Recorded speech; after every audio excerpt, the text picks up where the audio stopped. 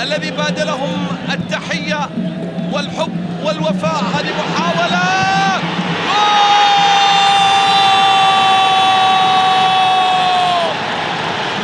على طاري الملك، الهدف ملكي هذه المرة في الدقيقة الأولى من زمن الشوط الثاني من المباراة، على تحية ملك القلوب الملكي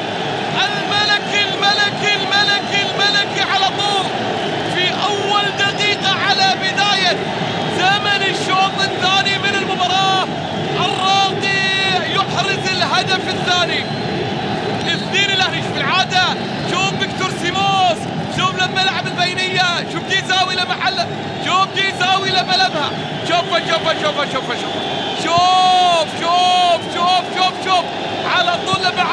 على طول لما عدى وهوبا